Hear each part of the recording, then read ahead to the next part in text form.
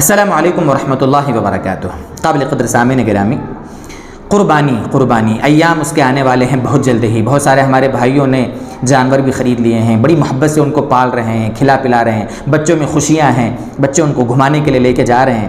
یقیناً اللہ تبارک و تعالیٰ کی عبادت ایک قربانی عبادت ہے، اور اس کو کرنے سے ایک خوشی مسلمان کو ہونا چاہیے۔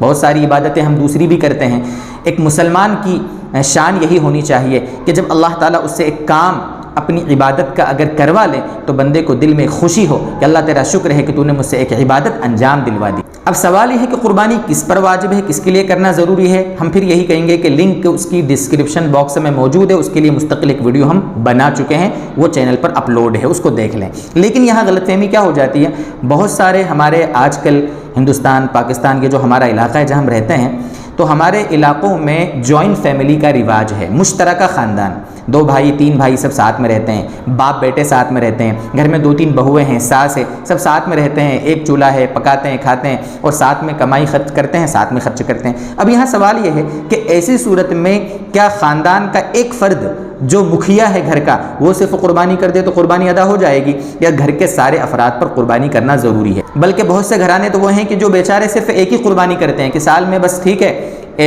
آج اس سال اس کی طرف سے کر دی، اگلے سال دوسرے کی طرف سے کر دی، اور اس طریقے سے گوشت کھا لیتے ہیں اور سمجھ لیں ہم نے قربانی کر لی۔ حالانکہ مسئلہ ایسا نہیں ہے، اس میں تھوڑی تفصیل ہے، تھوڑی ڈیٹیل ہے، اس کو سمجھ لیں۔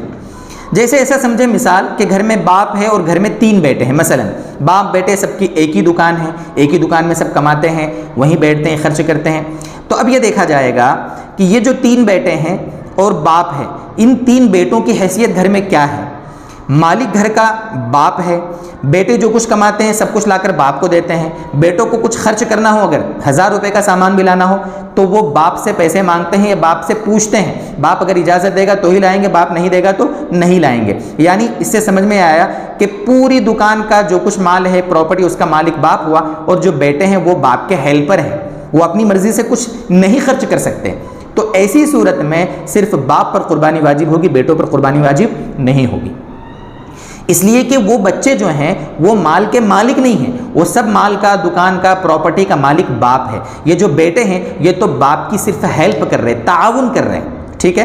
اس لیے یہاں پر باپ پر صرف قربانی واجب ہوگی۔ لیکن اگر معاملہ ایسا ہے کہ جو بیٹے ہیں وہ خرچ کرنے کا پورا ادھیکار رکھتے ہیں، جو بھی مرضی لانا ہو باپ سے پوچھتے نہیں ہیں، جو کچھ کماتے ہیں اپنی مرضی سے خرچ کرتے ہیں، تو ایسی صورت میں گویا یہ کہا جائے گا کہ باپ اور بیٹے سب کما رہے اور پورے مال کے سب مالک ہیں، اس لیے کہ وہ سب خرچ کرنے کا پورا ادھیکار رکھتے ہیں۔ ایسی صورت میں اب یہ دیکھا جائے گا کہ جتنی پراپرٹی ہے اس کو ان چاروں پر، ان باپ اور تینوں بیٹوں پر بانٹو۔ بانٹنے کے بعد یہ دیکھو کہ کیا سب صاحب نصاب ہیں، ہر ایک تقریباً 40-42 ہزار روپے سمجھ لو، ہر ایک اتنے پیسے سب کے پاس بانٹے تو تقسیم ہو سکتے ہیں، تو اب سب کے اوپر قربانی واجب ہوگی، اس لیے کہ اس پورے مال کے وہ سب مالک ہیں۔